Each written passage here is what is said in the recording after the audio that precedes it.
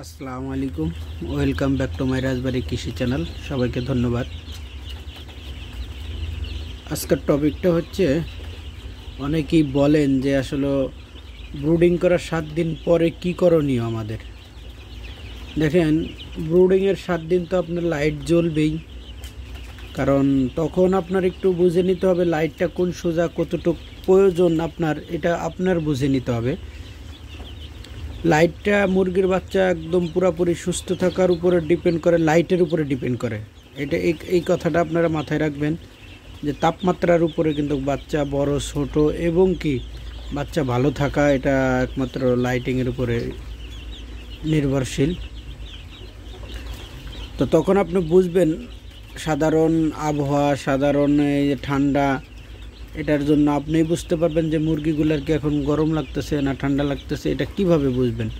যখন দেখবেন যে লাইটের চারপাশে চলে গেছে তখন ভাববেন যে মুরগিগুলার প্রচুর গরম লাগতেছে, তখন হয়তো লাইটটা বন্ধ করে দিবেন, নাইলে উপরে উঠাই দিবেন হুগারটা।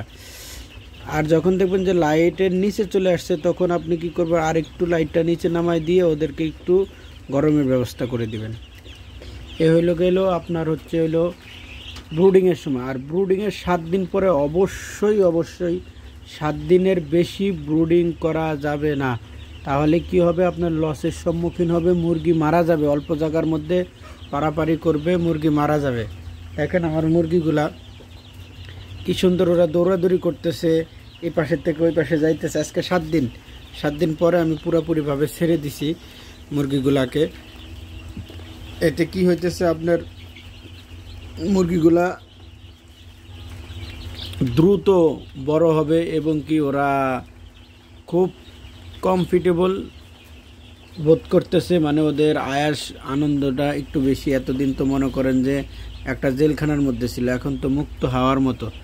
অবশ্যই আপনারা বাচ্চা অনুযায়ী আপনারা মুরগির জায়গা করে দিবেন, ওরা দৌড়াদৌড়ি করবে, খেলবে। এতে কি হবে, মুরগিগুলা দ্রুত এই 7 দিনে যত বড় হয়েছে এর থেকে এই দ্বিতীয় 7 দিনে অনেক বড় হয়ে যাবে।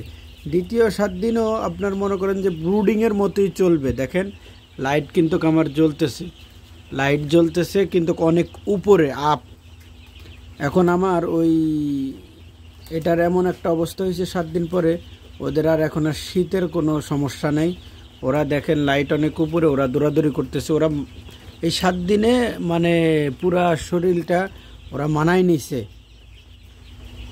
এখন আর সমস্যা নাই। 7 দিন পরে আপনি ছেড়ে দিবেন, 7 দিন পর থেকে আপনি ট্রিটমেন্ট করা শুরু করে দিবেন।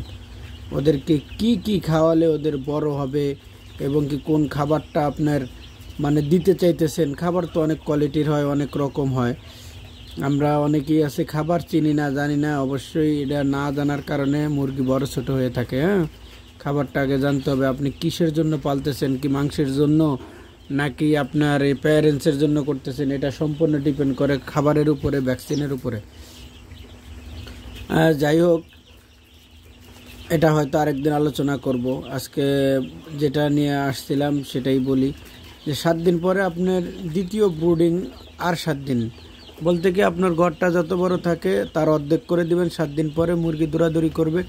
আর 7 দিন পরে 3 সপ্তাহ 21 দিনে মানে 14 দিনের মাথায় একদম পুরা ঘরে ওরা দৌড়াদৌড়ি করবে। এতে কি হবে, মুরগি দ্রুত বড় হয়ে যাবে, মুরগি খেলাধুলা করবে, মুরগি সুস্থ থাকবে।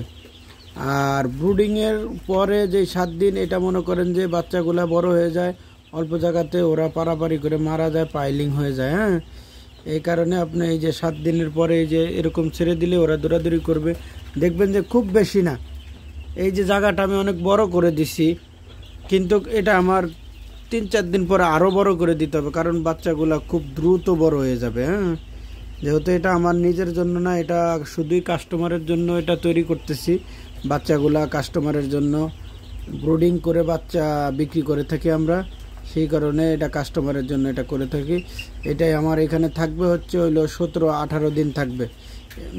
18 দিনে তো 20 দিনের মাথায় আমার এখান থেকে নিয়ে যাবে, 4টা ভ্যাকসিন পাবে ইনশাল্লাহ।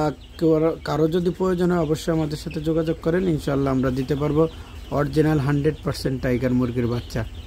সবাই ভালো থাকবেন, আজকে এতটুকুই। সুস্থ থাকবেন, আল্লাহ হাফেজ।